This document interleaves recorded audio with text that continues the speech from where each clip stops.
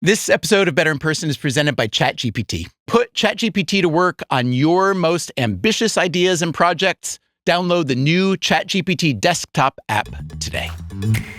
When people send back food, the whole rumor of a chef spitting, please. I've never seen it. No, Okay. and that's stupid. Like that. Like, come on. Okay.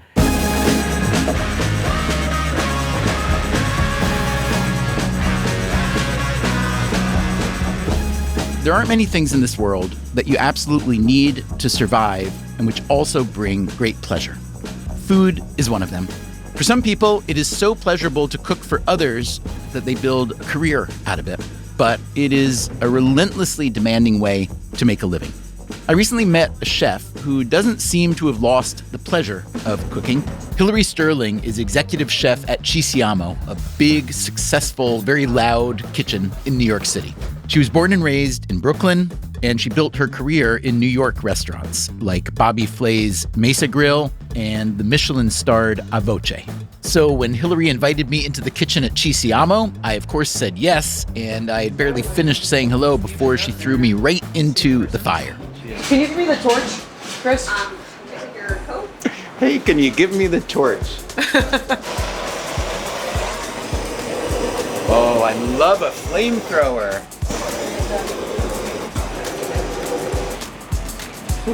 Ci Siamo celebrates live fire Italian cooking, and fire is fun until it's not. Can I see your hands? How burned are you? I mean, Not. no, the Wow. burn. If you have burns, that means you're not paying attention. Do you remember that burn? I do. I remember all of them. I mean, this one right here. Yeah. It was in 2003. It was in the oven at Mesa Grill. Oh. Yeah. Yeah. This one. What were you making? I was reaching in the oven for my pork tenderloins, Okay. and the guy next to me, Carlos, Yeah. we were both reaching in at the same time, and I moved over so that he could get his steak or whatever out of the oven, and I hit inside. There's like bars inside the oven. That's what that was. So you learned a very important lesson that day. Stop being so polite. Yeah. Yeah. Does it work? Does politeness work in a kitchen? I would think you have to really be a little bit strong-headed, yeah? Back then, it was a little different, but it took about a year for Carlos and I to work well together, and I loved working with him the other 2 years after that. Hilary now shows me how to make cacio e pepe two ways, with fresh pasta and with dried pasta. Before we taste, she asks me to listen. There we go. See that noise? That's what I'm looking for. We teach people how to make pasta with their eyes closed sometimes. Oh. It's pretty, it's an erotic endeavor, isn't it? Yes. I mean, the whole thing about I it. didn't say it, but yes. But I teach them how to cook Yeah? by using their senses, Yeah. and that's my fault.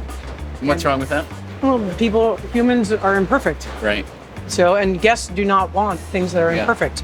Okay, now for a taste-off between the fresh pasta and the dry. I mean, Does it taste like yours? I'm doing right now what everybody I've ever seen eating on a food show does on TV, because what can you do other than say, but Yeah. it's really good. So what I like is that the pepperiness is intense and constant. Really, really good. Eat that one. Yeah. That was the fresh. It doesn't taste as good. I hate to say it. Fresh pasta does not taste as good as dried pasta. It's delicious, don't get me wrong. But I think because the texture is different, so it made it kind of easy to tell. I like the al dente, and I think the al dente is more fun with the emulsion of cheese and butter Agreed. and pepper. That's 100%. all. Yeah. This feels, weirdly, the homemade feels more kind of like food that I would make. Is it like not very, like kind of a little bit mushy? No offense, once again. Can I have a fork? You just called my pasta mushy. This is really good. Thanks. I like making pasta. So I should do it for a living. I like it. Since Hilary Sterling cooked for me, I decided to return the favor by making her a hearty fish stew. It's a lot of fish. Oh, God, it smells so good. Okay, I'm not gonna lie, this is a good-looking fish stew. When she arrived for our conversation, I had the stew ready to go, and I was excited to share it, because who doesn't like a nice fish stew? I was so moved that you fed me so well, so generously, that I wanted to make something for you. And this is a little, I made a fish stew. What do you think? You're just laughing at my stew. That's what I feared most. Yeah, it looks delicious. Okay, either A, it looks terrible, B, you're not hungry, C, you don't like fish, or D, you're insulted by stew. No, I have this thing about soup. I'm really like... You don't like soup? No, I don't like soup. But I'm okay with clam chowder. This is like clam chowder, except it's fish. And what kind of fish? I'm a little hesitant. Do you hate fish also? No, I love fish. Love fish. So I buy fish for the stew from Fresh Direct, who sell fish cubes. Fish cubes? I'm sorry. You're not selling me here by any means with fish cubes too. I'm sorry. Hillary has just published her first cookbook called Amatza, and it has a recipe for garlic confit. So I added a little something else to the table that I thought she might like. What's that? That's toum. You know toum? T-O-U-M? Garlic, like garlic, whipped raw garlic. Whipped raw garlic? I think that's what it is. I first discovered it, but I didn't actually make this, but I thought this might go good on our bear bread. Wow, that's gonna be powerful. I'm really nervous now. You're regretting ever agreeing to come here. No, because my head's spinning of like how many things did everyone tell you that I don't like? What else don't you like though? Other than soup? Is it just soup? It's pretty much just soup. Soup and like raw garlic. Okay, like raw garlic also. I'm going to give you a very small serving. Thank you. Okay, you're welcome. And you don't have to finish it. And I want to make sure you get a little bit of fish that's not too cubist. Wow, I mean, your presentation though, those little potatoes, are they canned potatoes or regular? You cook them? I'm so insulted. I'm so insulted. They're not canned potatoes. I didn't actually know you get canned potatoes. My mom used to serve me all Really? the time. Yeah. No, this is made deeply from scratch with total love. Okay. The only thing I didn't do was to find out how much you hate soup. Oh no. That's right. Sorry. It actually reminds me of something like that my grandmother would have totally made. 100%. Because she would definitely... Did you love your grandmother? Very much. Okay. So... And did you forgive her for making food that you maybe didn't love? I didn't know I didn't love it. You only know now that you don't love it? Yeah. Yeah. So I think 3 bites is really sufficient to show that you're... I've had 2. 2 is good. Would you like some bread? I ate a potato. I love potatoes. I'm clearing. It was delicious. Thank you. But I can get past this. It's delicious. I had a 3rd bite. I don't want you to feel rejected. I don't think I could have made food that she hated more if I'd tried. I'm starting to realize that eating is as much about how you remember as about how something tastes. What's funny, I think, is your mind works totally different than mine.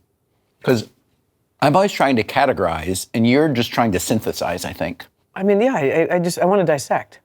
I want to organize. Okay. You want to create. All right, we're done. Okay, great. All right, question. Say your name and what you do. Sure. Full name? How many names are there? Is there a middle name? There is, but I don't need to do that. I'd like to know. You want to know? There's also, it's a stupid story behind it, which is not in the book for a reason. My middle name is Jean. Okay.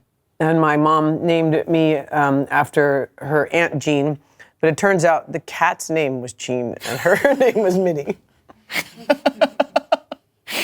So your mom was just wrong about who was named who in the family? Yes. Okay. But okay, let me try to ask just this to paint that picture of my mom. Let me try to ask this in the most polite way possible. In what way would you say your family is atypical? Yeah, I think I don't. Do you want to just describe you try to be polite about this. You don't have to be polite. My mom's still alive. I have to be polite. Sorry. It's okay. Don't apologize. He's like, she fed us cream cheese sandwiches on Wonder Bread and applesauce. So why do you think I'm afraid of texture? Yeah. I understand. And that's why I'm a chef. So it was your mom that ruined my fish chowder, really, if you go back to it. Well, she would never have made that. She would open a can of Minute Progresso. Okay, and then but she fed you too much mush.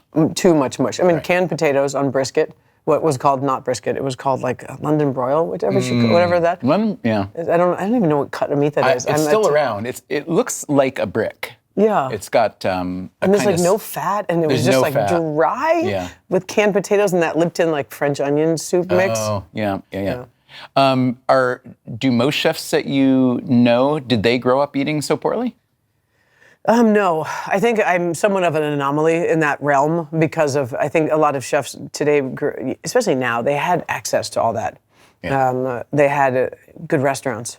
Yeah. Like Sheepshead Bay wasn't the capital of like cuisine here, like in Brooklyn by any means. And like, so I think this was my like search of something. Tell me life story, but quickly. Born and raised, same house my dad grew up in. My grandparents bought it in the 40s, and they lived downstairs in the basement, which was, I always think about this, it's so fucked up that we put them in the basement and we lived upstairs, like it was their house. And what was it like growing up with your grandparents? It was awesome. The house smelled different. When they were there, my grandparents were like these really, really fun individuals. They just loved life. Or it appeared so. I mean, they argued like every other couple and very loudly, and it was really funny. Yeah. But like, they appreciated what they had. When did you begin to think that you might want to make food for a living? I worked in restaurants at 14. Where? In Montauk, because I could walk there. What was Montauk like? Just a fishing village? It was an amazing fishing village. And you spent all your summers there? Mm-hmm. Oh, so that explains a lot about you, I think. You love the water, I understand? I love the water, You love sharks? I love sharks. What is that? See, I knew everything about you except that you don't like soup. I can't believe no one mentioned that. Like all those three people know how I feel. I tell you, maybe they did, and somehow subconsciously I thought, maybe they're wrong. No. I love the water. I love sharks. I wanted to be a marine biologist. And I think instead I end up cooking them. So it's just kind of like this reverse. No, wait a minute. When you say them, you don't serve shark, do No, you? but like I love the water. I love like going to the Coney Island Aquarium was like my favorite thing as a kid.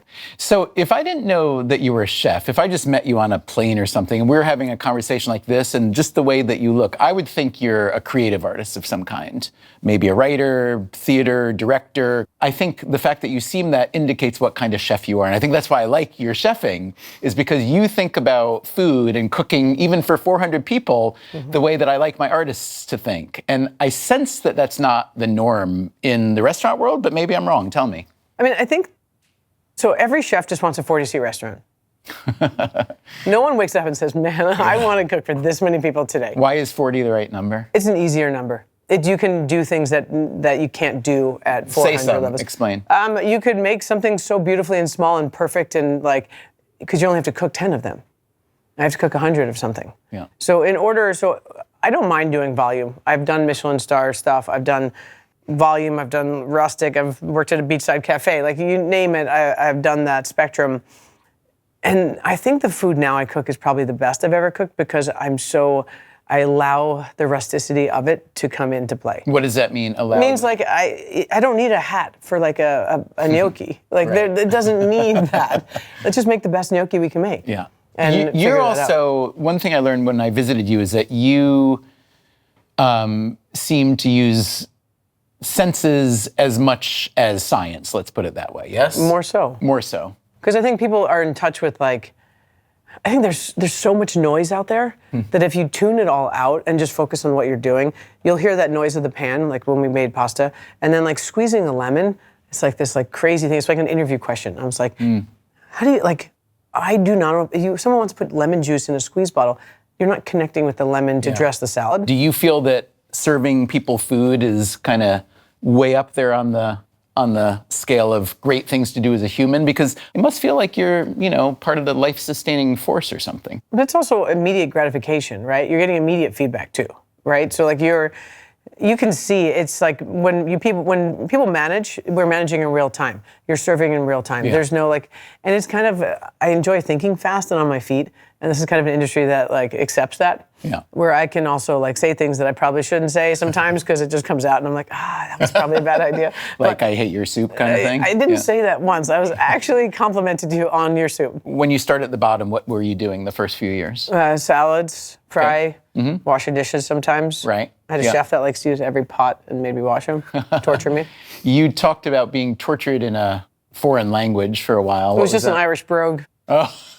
I couldn't Really? understand it for shit. I was like, what?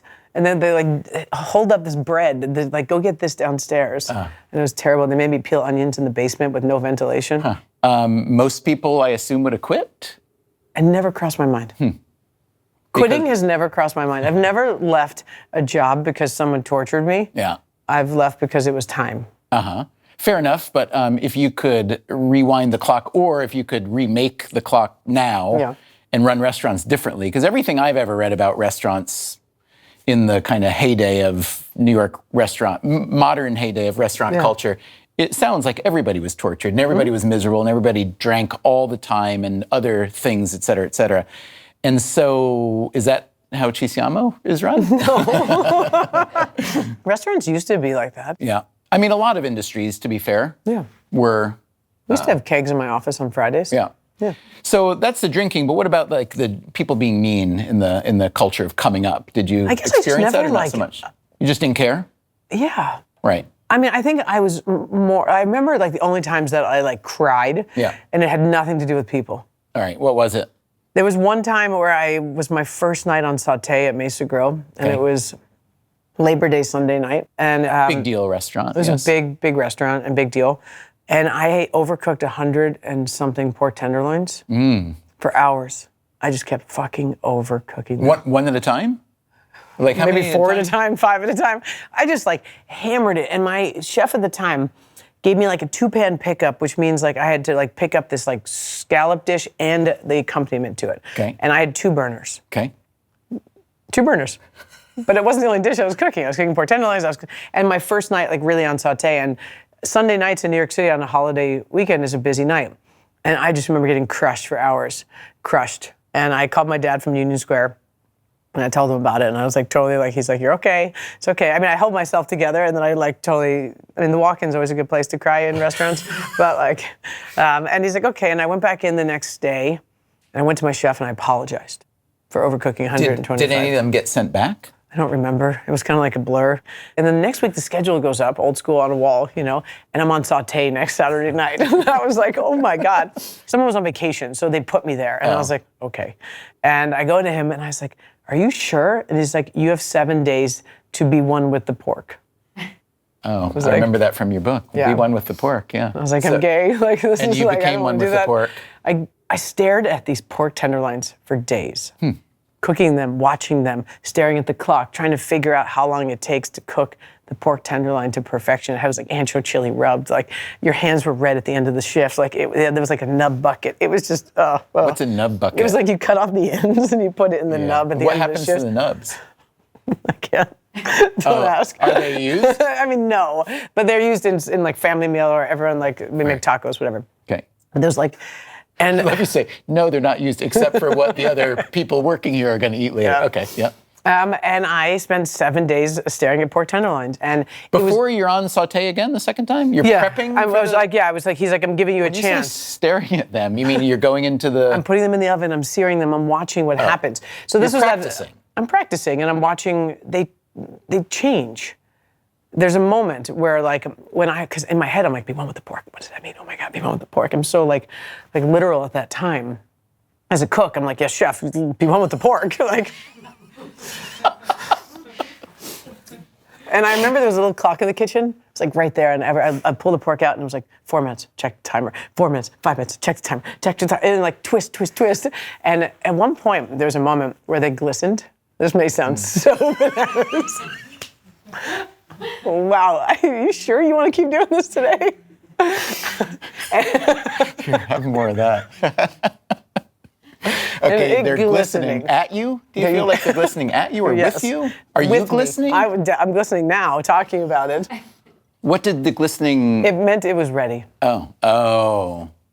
It meant it was ready. It finally showed me to cook this mid-rare pork tenderloin. So I hate to sound naive, but isn't that what like thermometers and whatnot are for?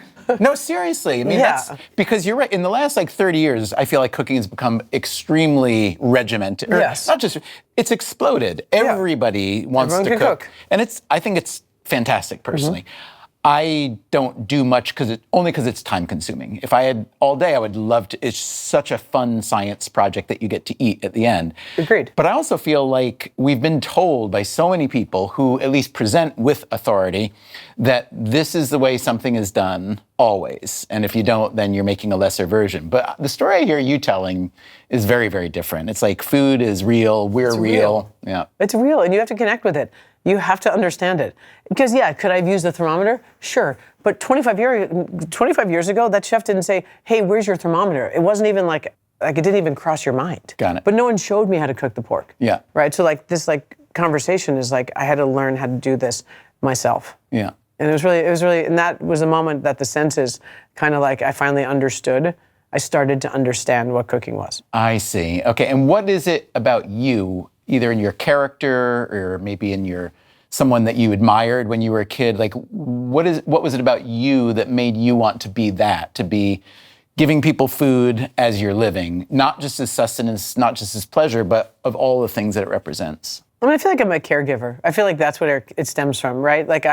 I take care of people. I love nothing more than making my son's lunch and dinner. I really enjoy setting the plate up. I enjoy all those things. I think that I've always been that way. And I cooked for friends in high school and in college and that kind of stuff. I've always enjoyed playing that role. If this hadn't worked out, what do you think you'd be doing? I love teaching, but that's kind of how I am now. I don't think 25 years ago I would have You strike me as that you would have been an impatient teacher back then, because you're fast. I can see your brain and your mouth, they move, which I love. But I would have been impatient. I'd be I don't understand why you don't understand. What do you mean? Be one with the pork, right? I don't think that chef ever understands how much that silly statement resonated with me over all these years. Is he alive? He is. You'll send him the book? I will. This episode of Better in Person is presented by ChatGPT. ChatGPT Work moves beyond answers into getting real work done. It's a new experience in ChatGPT for bigger, multi-step projects across web, mobile, and desktop. You can give ChatGPT Work a goal and have it gather context, choose an approach, create the output, and continue iterating, all while you stay in control. It can help turn messy inputs into useful outputs like briefs, spreadsheets, dashboards, presentations, prototypes, landing pages, and workflows. You can even ask ChatGPT Work to take on entire workflows with a single request. Here's an example. It can turn customer research into a campaign brief, use that brief to create marketing assets, and adapt those assets for different markets, carrying context through every step. Put ChatGPT to work on your most ambitious ideas and projects. Download the new ChatGPT desktop app today. Ci Siamo is one of around 20 restaurants under the umbrella of the Union Square Hospitality Group, which was founded by Danny Meyer. You may know Meyer from Shake Shack, which is a separate operation. Union Square is known for putting hospitality at the center of New York restaurant culture. He's one of those people that we all look up to, right? He opened up restaurants in Union Square 40 years ago, 30 years ago. And sitting at the bar at Gramercy just brings you so much joy. Doesn't matter what you're eating. Doesn't matter. Just walking in the door. Why it exudes warmth and it just says, please come in and celebrate whatever you want to celebrate with us, or just have a drink and hang out. And the floor, everything about the details in that restaurant. That restaurant has more of an impact on me than Union Square Cafe did. But I went to Union Square Cafe as a young cook and appreciating the seasonality of it and the market. Did you just go in and sit at the bar and eat by yourself? Yeah. Mm-hmm. I love eating by myself. This was at the old Union Square Cafe. The old one, yeah. I heard that you were actually offered the job to take over Union Square Cafe. I was. Yeah. I wouldn't say I had the job offer. I spoke with them about the job. The people who told me this sounded as though they wanted you for the job, and they were a little surprised that you didn't take the job. I think everyone was surprised that I didn't take the job, and I was surprised too. So why didn't you? Long story, short story? Long story. I sat in that dining room, and because I like to eat dinner at places before I took a job. Obviously, this is more of that thing where I have to feel the walls and be a part of it, and what is it telling me? It must sound so crazy, but I sat there and the white tablecloth, and the food was delicious, and I was like, I'm never going to be me here. It's too formal-ish for you? not even necessarily formal, but like there was like such a history to it that I felt like I couldn't rewrite that history with my own voice. Literally, like in the menu, like you wouldn't have been able, like there were things on the menu that people know Union Square for and they need to be there. Is it that some of them you weren't crazy about making, or? No, I don't mind doing that. I think I was in a phase in my career that I wanted to be able to figure out who I really was and allow myself to unfold that, and as opposed to like putting myself into a parameters in a box that I didn't create. So you needed to run your own show. Yes. Okay. So where were you working when you were offered the Union Square job? I was running Vic's on Great Jones Street. Okay. So and you were having a lot of success there. People loved you there. Yeah, I opened it. I got to build that box, right, that I wanted to be in. And I felt like going back to a job that I didn't feel like there was the right fit for me at that time. Got it. Okay. Even though it would have been prestigious if you tell people you're... Amazing. Yeah, it took a lot to say no. I was like, oh my God, I can't believe I'm about to say no to Danny Meyer. What was his response? I think they understood my feelings. And obviously we kept up a relationship over the years. I assume Ci Siamo with Danny Meyer wouldn't have happened had you not known him like that through Union Square? I would guess so. I mean, so I heard that they were opening this restaurant, and I called them. And I knew when I made the phone call that whatever it was going to be, I was going to have to say yes. Oh, because you can't say no to them twice. Exactly. So if they had said, it's a falafel shop. Love it. Love falafel. Like, here I am. I'm going to make you falafel. My middle name is falafel, actually. Totally. You know. Okay. Yeah, I was like, whatever you want me to cook, because once I made that, because I remember the conversation, I called Richard Crane. Danny's like number one, and he's like, "Are you sure?" Like basically, it was just like, "We're not doing this again." Wait. You lucked out because Ci Siamo represents something, which is Italy, but a different way of presenting Italy. Ci Siamo is honoring Italian food, but also my New York background. So like the rainbow cookies, that's the prime example of something that is Italian, but also my like going to Knapp Street Bakery and getting those cookies and realizing that I thought they were amazing, but they actually were not. And they probably were in the counter for like years. They probably had some amazing oil from some country you've never heard of. Oh, yeah, right? And like some food coloring that was like so bad. And might explain why your hair is so curly. I've wondered about that. So curly. Okay, sorry, rainbow cookies, Ci Siamo, but also presenting Italy as a place with many, many, many different regions and ideas and so on. And we highlight all regions, and I guess sometimes I really still don't understand that people think Italian-American food is Italian. And I think what we're trying to do is kind of like change that little bit of that perspective. And I've been trying to do that for 15 years now. Did you know it would be successful when you started this restaurant? No, I sat in that dining room and been like, no one's coming here. No one is coming. Like, what did I do?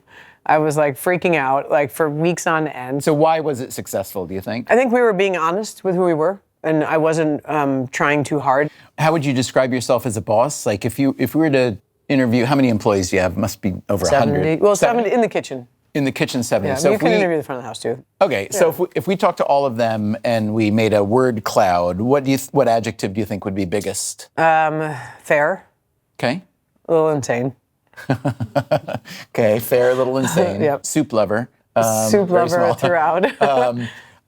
And how hard do you have to work to be fair, or does it come naturally to you? I think it comes more naturally now than it did. What do you mean by that? I think I did grow up in that environment where it wasn't like nothing was fair. Right. You know, so sometimes you have to like kind of turn that back off. Right. And shut it and be like, because these people that work at Ci Siamo, they work so hard and they love it and they are, involved in every aspect of it. Being fair to them and understanding what their needs are just as important as my needs. So how do you, execute a kitchen like that every day and be fair and also teach? Because you always talk about yourself as a teacher in the kitchen. Yeah. People are coming to you with different skill levels and so on. How do you do all that and have high standards, presumably? How do you do all that without being a dictator, though? It's a great question. There's never like you do this because I told you so. It's let me show you why, let me tell you how, and then let's do it together. Okay. And sometimes those steps are pretty fast. They might be all in the same sentence, but it's about like, I've definitely told cooks to close their eyes and to listen and to stop and like to hit reset. And it's about like, you walk by someone doing something wrong and you just have to tell them to fix it. Like that's one of those things that like, we can't wait a month to tell someone they're shitty. Yeah. Right? Like, you're not doing something because you don't know how, but my job is to teach you. Yeah. And to stop what I'm doing. And I stop all the time, dead in my tracks. I watched somebody the other day doing something that was so wrong and What'd you say? almost dangerous. I was like, let's put that down. Let's hear your actual tone of voice, if you can. I basically almost mocked them a little bit, be like, what are you doing? You know, like, let's stop this and let me show you how to do it correctly. And then let's do it together. Okay. I mean, I would love that. If you were my teacher. Yeah. And then the cook said, thank you. Right. And that was the difference. He knew I was joking with him to be like, because I could see him struggling. And I was like, and then I looked at my sous chef and was like, if you see someone struggling, like, why are you going to allow him to struggle? What was the answer to that question? He didn't have an answer, a good enough one. And then I showed him how to do it too. It was probably just because he wasn't as What were they doing wrong? They were breaking down lobsters. What's the right way to break down a lobster? What's the right one? I mean, we have lobsters hiding somewhere? There's one under your couch. Let me just grab this pillow. And let me get that for you. I'm going to fire the person that didn't have lobsters on their set. Well, there's a way. You have to kill them, cook them, and then it's that cleaning, that last stage. Yeah. And no one wants to do the knuckles. Right. But like, so when I teach someone how to do something, it's about putting your knife down the least amount of times. Yeah. And then everything should be in a round robin formation. Got it. Your knife, your container, your this, whatever. Ask them if they're right-handed or left-handed. We start with that conversation, so we break the ice a little bit here. Huh. Okay. And then we set up a station so that they're always doing something in a fluid motion. Got it. So like head, tear, Got it. like that kind of stuff. Okay, so it strikes me, and I may be wrong, but tell me, it strikes me that you are particularly good at that kind of teaching. Like, it sounds to me like you're good at teaching process and actual step, because it's a physical thing, you need to do it. I just think of you as someone who basically learned to cook by cooking a lot of different things. I think that's which agreed. Some people do, but these days a lot of people go straight from high school or college to culinary school and then come to a restaurant like yours. And I'm just wondering how someone like that is different from someone like you who has learned to solve every problem for yourself, essentially. They have to be hungry. If they just went to culinary school as a Band-Aid. You don't mean hungry to eat food. You mean hungry to... I mean hungry to like be me, right? Yeah. Like, I ask a lot of cooks on their interview, do you want to be a chef or do you want to be a cook? You got to tell me, and then I can guide you. Do you want to own your own restaurant? What do you want to do? I see. How many say they want to own a restaurant? A lot. And I'm like, are you sure? I follow that up with a lot. Like, you sure? And I'm like, and then I ask where. Okay. They're like, in New York City. I was like, okay. And what kind of restaurant would Hillary Sterling like to own in New York? She says she would like to own a true slice shop. So we head out to eat some neighborhood pizza to check out the competition. We try some not so great slices. The problem is there's no flavor. It's like dried oregano Yeah. and like dried oregano. What about the sauce? Dried oregano. Okay. You have to have a feel for your cheese. Look, is mine falling off? I would have a feel for my cheese. And we try some good slices too. Bring them. I want to see what you think of that. It's different pepperoni, different crust. How's that? It's very different. You go from the back side. You go from the crust side. It's like eggplant parm, but without the breading. Really good. Yeah. It's better with a dirty napkin.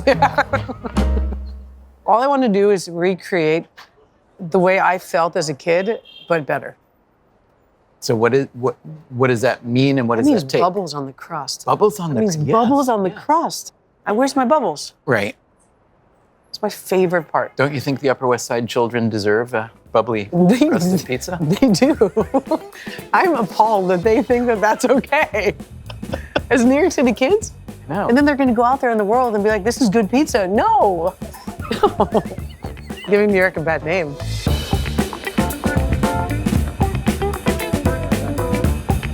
One of the hardest things about opening a restaurant, running a restaurant in New York City. Opinions.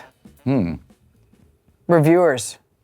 You had a couple bad ones, didn't you? Way back when. Way back when I did. Beatrice Yeah, Inns. go ahead. Yeah, Sorry. come on. Is that, I can't quote it by, so what was that like? That Oh, it can't was be terrible. Yeah. I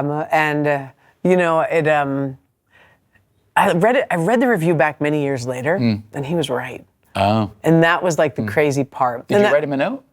No, but I got my revenge. Oh.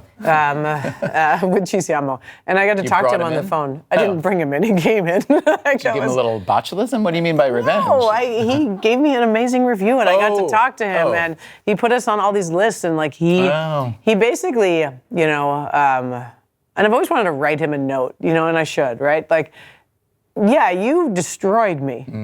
And then I had to build myself back up.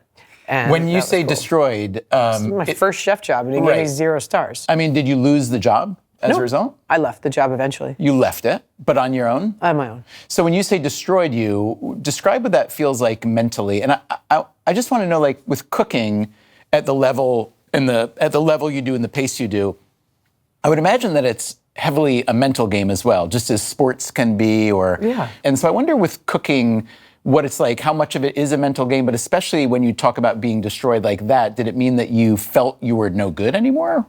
It definitely made me take a step back, and it was embarrassing, obviously. And then when we got that review, I had to walk back in the kitchen and look at my team and pump them up for the night. Right. And still do that. What'd you say? It was hard because they all believed in me. Yeah. And I had let them down, essentially, right? They believed in what we were doing. They believed in our food. They believed in that, job. But you said when you read it back later that he was right. What were you doing wrong? I think I was thinking too hard. I was trying too hard. And I was also cooking American food.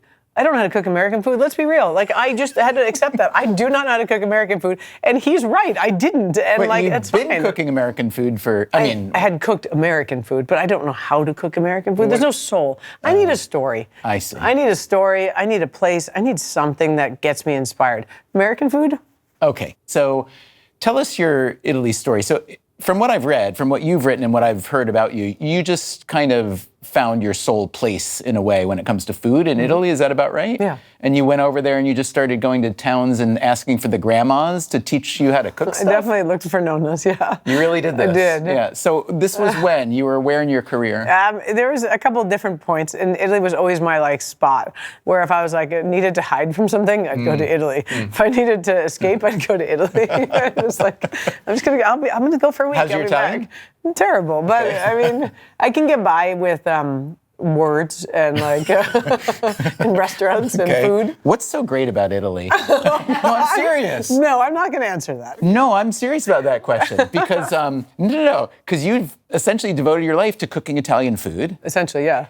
But I think there are a lot of people, not essentially. You've devoted your life to cooking Italian food. Yes. So for people who may think of Italian food as a narrower version of through the American prism, what is so great about Italy and Italian food?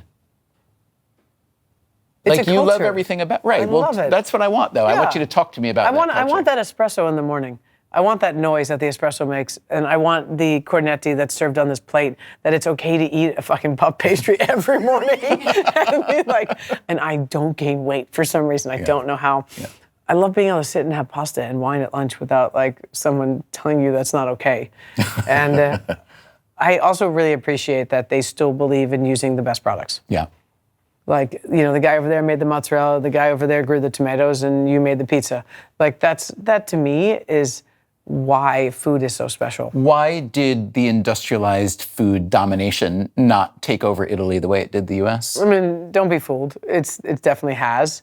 But there's also still these small pockets of people that still really, truly won't let that happen. Because they're not looking for money. They don't want to grow. They want to do what they've done their whole lives and just make that special. Let's just talk about the economics of running a restaurant. Mm-hmm. It just strikes me as a puzzle that you have to solve exactly right to even have a chance at succeeding. Agreed. Yeah. So what's, for people who don't know the industry, what's so hard about it? What are some of the many things you have to kind of figure out financially and elsewise? So if you really dig into the majority of where you're spending money on is food, wine, and labor to purchase all of those things. Right. So we basically control all the spending, right? We have to make sure that we're ordering correctly, spending the right amount of money on food. Negotiating is a huge thing. And you do that yourself? I do it myself. Give me for instance, what's the latest food negotiation you've done? I needed tuna for Thanksgiving.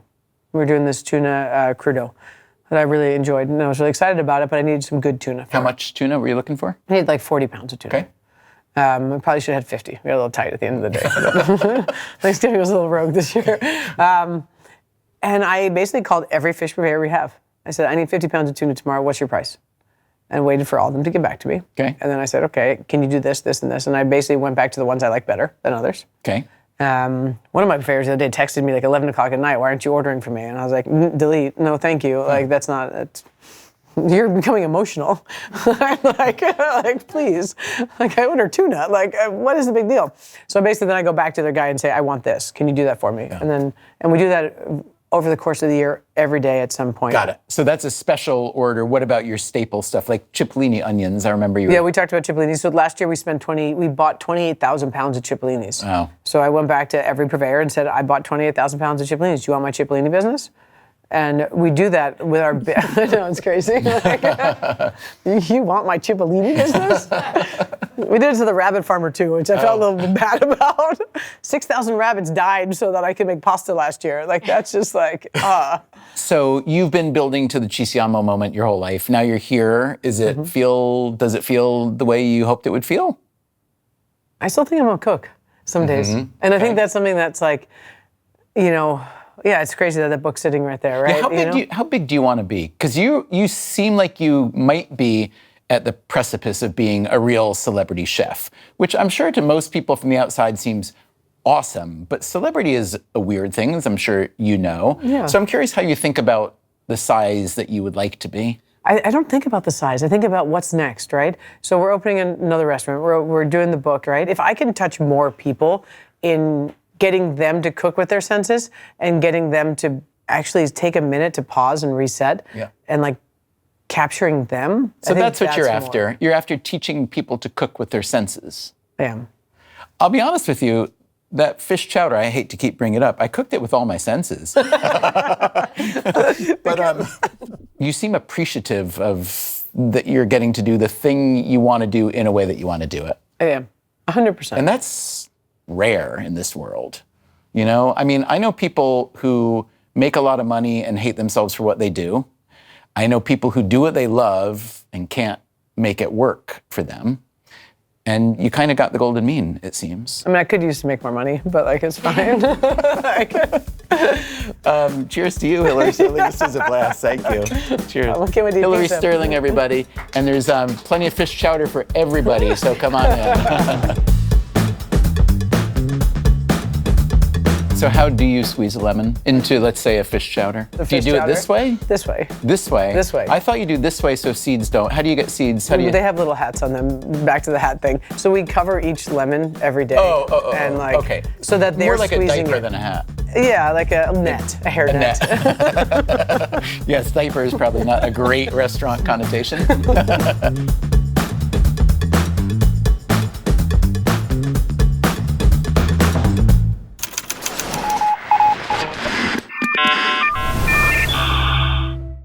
Thanks again to ChatGPT for sponsoring today's episode of Better in Person. ChatGPT can help teams move from goals to real outcomes. Put ChatGPT to work on your most ambitious ideas and projects. Download the new ChatGPT desktop app today.